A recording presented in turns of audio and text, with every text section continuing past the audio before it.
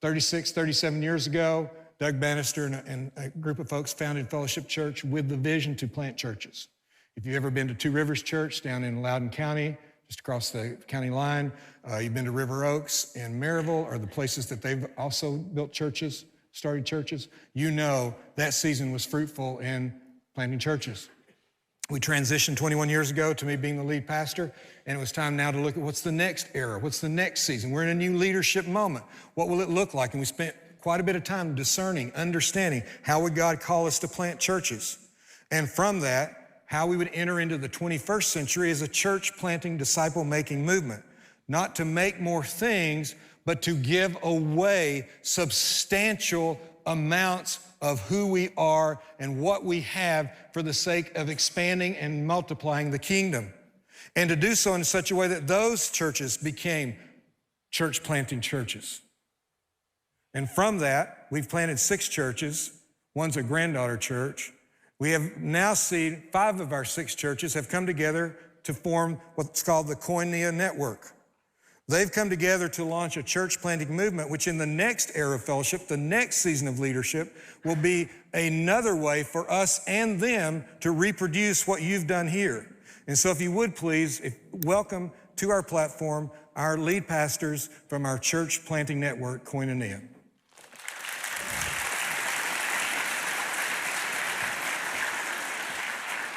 Fellowship, thrilled that you're here. My name is Kyle, and I'm the pastor here at Church Mobilization. And my name is Brad Raby, and it is my privilege to be the pastor at Fellowship West out in the Hardin Valley, Solway area. Kyle and I have had the privilege of serving alongside each other for 7.5 or 8 years. In that span, not only have we worked together, but we've become really good friends. And so this morning, I'm going to share a personal insight about his family's life that I think many of you have went through and that will help us connect to the moment. In just a few weeks, Kyle and Christy's oldest child, Mia, is going to walk across the graduation platform as a high school graduate.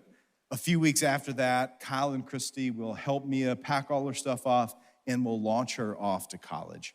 And it is a good, wonderful, and awesome thing. It's what I call a joyous grief. Because Kyle and Christy, to the best of their ability, have been faithful to disciple Mia, pour into her all the things that she needs. She's not a little girl anymore. She's ready for her next adventure. It is a good thing. It is the culmination of a beautiful stewardship. Now, when they go to launch Mia off at college, here's what I know. Even though it's a good and wonderful thing, my friends Kyle and Christy are going to bawl their eyes out all the way home. Some of you know because you did it. I'm going to have to give him donuts on Monday when he gets back into the city. Here's the thing. Even though it's good and it's right and it's beautiful and it's wonderful, launching those you love is hard, it's costly. It moves you into a whole new relationship with them in step of faith. So now that we're all sad, it's really a joy for us to share this illustration because this is a picture of what Fellowship has been doing in church planting across our city.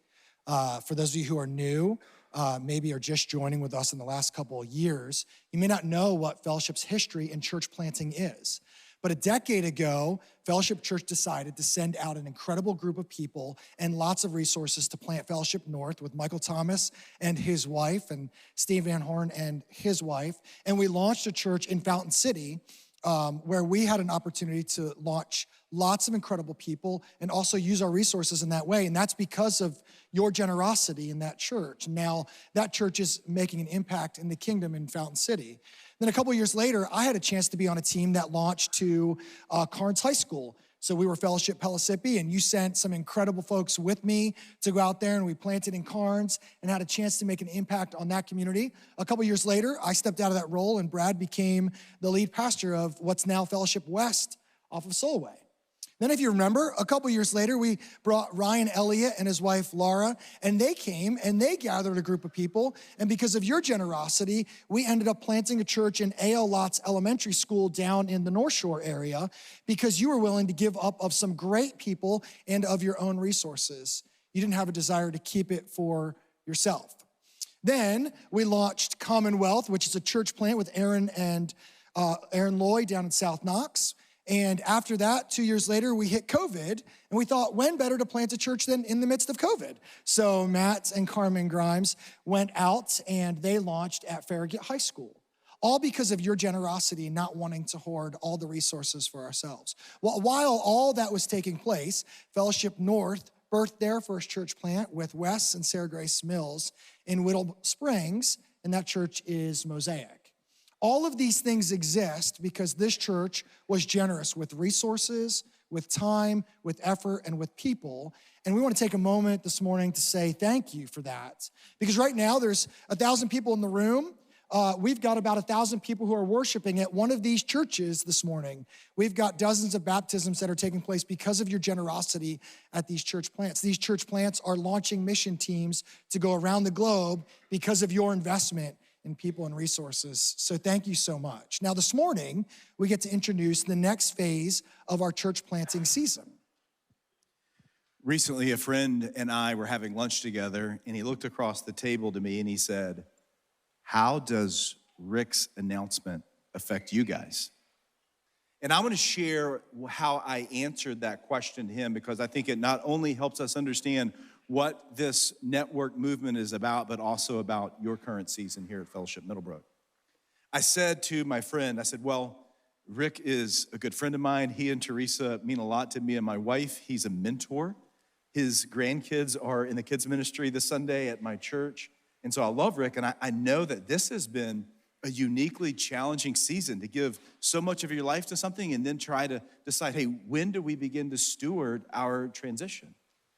But if you're asking me, how does this affect your church? I would say it doesn't affect our church, because our church never was, never will be built on Rick or Greg or RD or JC or any personality. This movement began, is today, and will forever be built on the gospel of Jesus Christ for the glory of God. And it is about mobilizing his people to bring about the way of Jesus from 8,000 Middlebrook Pike throughout Knoxville and to the nations. That's what it's about, and that's what it's going to be. And that's where you have been sowing seeds and faithfulness for years, and we will do so in the future together. We are no longer just one church planting churches, but we will now be a collection of churches that launch churches. The kids have grown up, so to speak.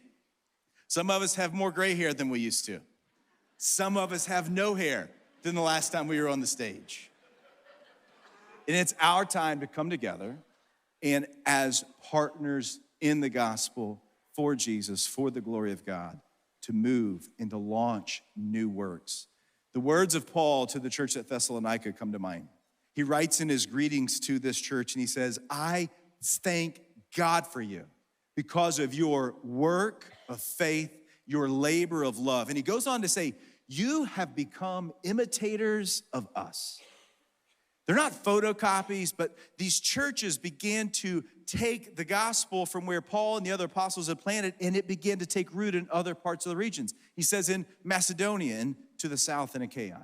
Listen, 10 years ago, the gospel took root in North Knoxville, and then it went to Carnes and North Shore and all the way from Farragut to Mosaic. And now the next phase is Dandridge and Lenore City and wherever the Lord may lead us. Thank you for your generosity in the past, and thank you for today and the future and where God's going to take this movement.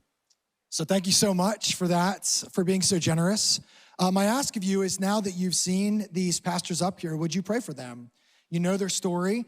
Maybe you're in that region and you want to swing by one of their churches and cheer them on. But also today you have an opportunity. We will be at the Mobilization Spotlight area. Come up and say hi. I know some of these folks, I'm sure that you still remember. But thank you so much, Fellowship, for giving it away for the sake of these church leaders and our future network. Amen. Yeah. For them and you.